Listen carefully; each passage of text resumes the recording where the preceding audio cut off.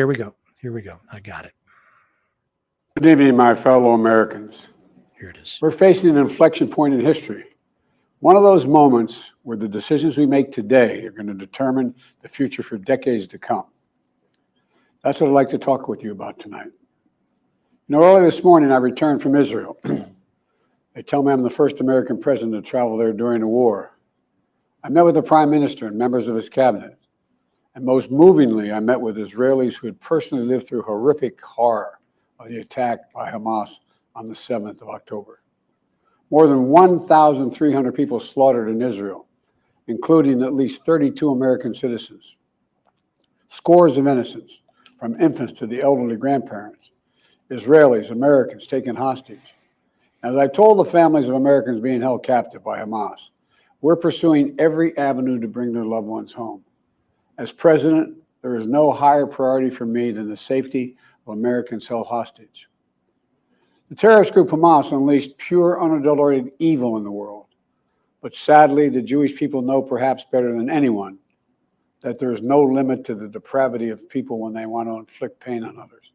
In Israel, I saw people who are strong, determined, resilient, and also angry, in shock and in deep, deep pain. I also spoke with President Abbas, the Palestinian Authority, and reiterated that the United States remains committed to the Palestinian people's right to dignity and to self-determination. The actions of Hamas terrorists don't take that right away.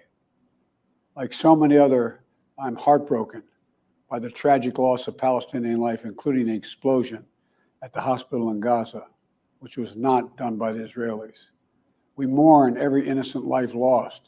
We can't ignore the humanity of innocent Palestinians who only want to live in peace and have an opportunity. The assault on Israel echoes nearly 20 months of war, tragedy, and brutality inflicted on the people of Ukraine, people that were very badly hurt since Putin launched his all-out invasion. We've not forgotten the mass graves, the bodies found bearing signs of torture, rape used as a weapon by the Russians, and thousands of Ukrainian children forcibly taken into Russia, stolen from their parents. It's sick. Hamas and Putin represent different threats, but they share this in common. They both want to completely annihilate a neighboring democracy, completely annihilate it. Hamas' stated purpose for existing is the destruction of the state of Israel and the murder of Jewish people. Hamas does not represent the Palestinian people. Hamas uses Palestinian civilians as human shields, and innocent Palestinian families are suffering greatly because of them. Meanwhile, Putin denies Ukraine has or ever had real statehood. He claims the Soviet Union created Ukraine. And just 2 weeks ago, he told the world that if the United States and our allies withdraw, and if the United States withdraw, our allies will as well, military support for Ukraine would have, quote, a week left to live, but we're not withdrawing. I know these conflicts can seem far away, and it's natural to ask, why does this matter to America? So let me share with you why making sure Israel and Ukraine succeed is vital for America's national security. History has taught us that when terrorists don't pay a price for their terror, when dictators don't pay a price for their aggression, they cause more chaos and death and more destruction. They keep going, and the cost and the threats to America and the world keep rising. So if we don't stop Putin's appetite for power and control in Ukraine, he won't limit himself just to Ukraine. Putin's already threatened to remind Poland that their Western land was a gift from Russia. One of his top advisors, a former president of Russia, has called Estonia, Latvia, and Lithuania Russia's Baltic provinces. These are all NATO allies. For 75 years, NATO has kept peace in Europe and has been the cornerstone of American security. And if Putin attacks a NATO ally, we will defend every inch of NATO which the treaty requires and calls for. We'll have something that we do not seek. Make it clear, we do not seek. We do not seek to have American troops fighting in Russia or fighting against Russia. Beyond Europe, we know that our allies, and maybe most importantly our adversaries and competitors, are watching. They're watching our response in Ukraine as well. And if we walk away and let Putin erase Ukraine's independence, would-be aggressors around the world would be emboldened to try the same. The risk of conflict and chaos could spread in other parts of the world, in the Indo-Pacific, in the Middle East, especially in the Middle East. Iran is supporting Russia in Ukraine, and it's supporting Hamas and other terrorist groups in the region, and will continue to hold them accountable, I might add. The United States and our partners across the region are working to build a better future for the Middle East. One where the Middle East is more stable, better connected to its neighbors, and through innovative projects like the India-Middle East-Europe Rail Corridor that I announced this year at the summit of the world's biggest economies. More predictable markets, more employment, less rage, less grievances, less war when connected. It benefits the people who would benefit the people of the Middle East and would benefit us. American leadership is what holds the world together. American alliances are what keep us, America, safe. American values are what make us a partner that other nations want to work with. To put all that at risk, if we walk away from Ukraine, if we turn our backs on Israel, it's just not worth it. That's why tomorrow I'm going to send to Congress an urgent budget request to fund America's national security needs, to support our critical partners, including Israel and Ukraine. It's a smart investment that's going to pay dividends for American security for generations. Help us keep American troops out of harm's way. Help us build a world that is safer, more peaceful, more prosperous for our children and grandchildren. In Israel, we must make sure that they have what they need to protect their people today and always. The security package I'm sending to Congress and asking Congress to do is an unprecedented commitment to Israel's security that will sharpen Israel's qualitative military edge, which we've committed to, the qualitative military edge. We're going to make sure Iron Dome continues to guard the skies over Israel. We're going to make sure other hostile actors in the region know that Israel is stronger than ever and prevent this conflict from spreading. Look, at the same time, President Netanyahu and I discussed again yesterday the critical need for Israel to operate by the laws of war. That means protecting civilians in combat as best as they can. The people of Gaza urgently need food, water, and medicine.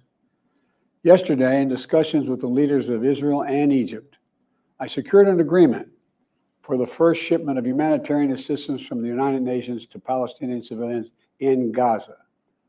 If Hamas does not divert or steal these shipments, we're going to provide an opening for sustained delivery of life-saving humanitarian assistance for the Palestinians. As I said in Israel, as hard as it is, we cannot give up on peace. We cannot give up on a two-state solution. Israel and Palestinians equally deserve to live in safety, dignity, and peace. You know, and here at home, we have to be honest with ourselves. In recent years, too much hate has given too much oxygen, fueling racism, the rise of anti-Semitism, Islamophobia, right here in America. It's also intensified in the wake of recent events that led to the horrific threats and attacks that both shock us and break our hearts. On October 7th, terror attacks have triggered deep scars and terrible memories in the Jewish community. Today, Jewish families worried about being targeted in school, wearing symbols of their face, walking down the street, or going out about their daily lives. You know, I know many of you in the Muslim American community, the Arab American community, the Palestinian American community, and so many others are outraged and hearty, saying to yourselves, here we go again with Islamophobia and distrust we saw after 9/11. Just last week, a mother was brutally stabbed.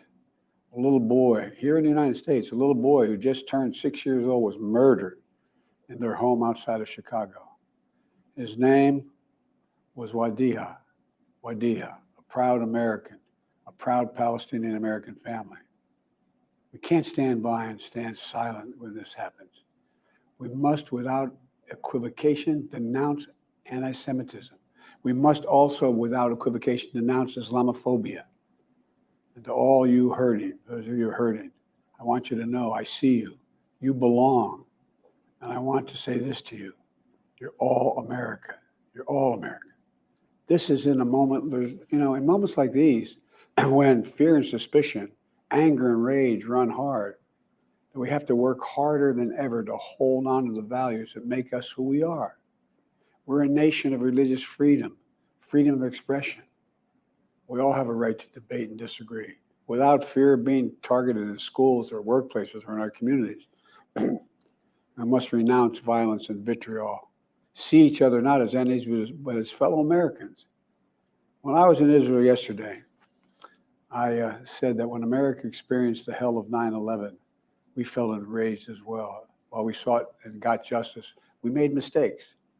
So I cautioned the government of Israel not to be blinded by rage.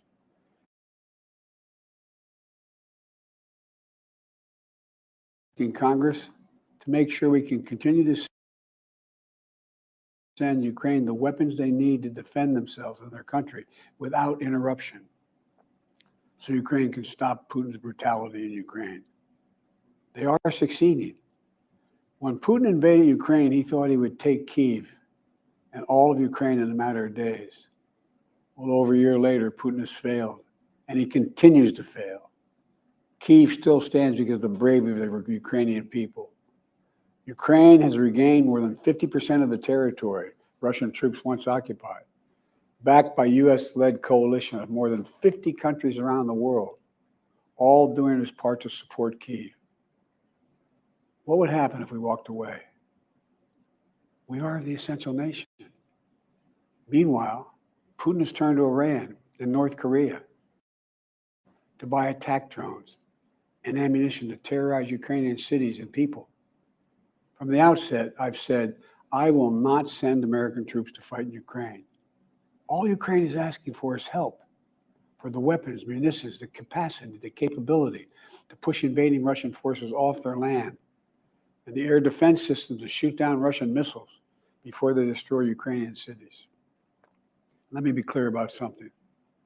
We send Ukrainian equipment sitting in our stockpiles.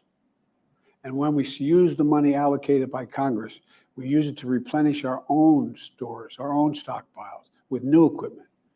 Equipment that defends America and is made in America. Patriot missiles for air defense batteries, made in Arizona. Artillery shells manufactured in 12 states across the country, in Pennsylvania, Ohio, Texas, and so much more. You know, just as in World War II, today patriotic American workers are building the arsenal of democracy and serving the cause of freedom. Let me close with this. Earlier this year, I boarded Air Force One for a secret flight to Poland. There I boarded a train with blacked out windows for a 10-hour ride each way to Kyiv, to stand with the people of Ukraine ahead of the one-year anniversary of their brave fight against Putin. I'm told I was the first American to enter a war zone not controlled by the United States military since President Lincoln. With me was just a small group of security personnel and a few advisors. But when I exited that train and met President Zelensky, I didn't feel alone. I was bringing with me the idea of America, the promise of America, to the people who are today fighting for the same things we fought for 250 years ago: freedom, independence, self-determination.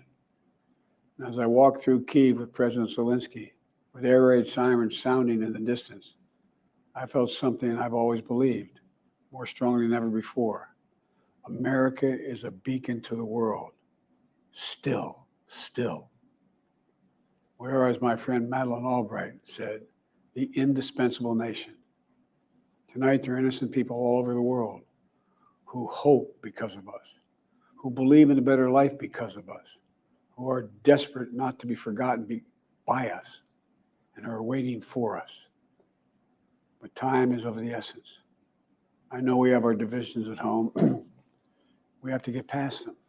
We can't let petty, partisan, angry politics get in the way of our responsibilities as a great nation. We cannot and will not let terrorists like Hamas and tyrants like Putin win. I refuse to let that happen. In moments like these, we have to remember who we are. We are the United States of America. The United States of America. And there is nothing beyond our capacity if we do it together. My fellow Americans, thank you for your time. May God bless you all, and may God protect our troops.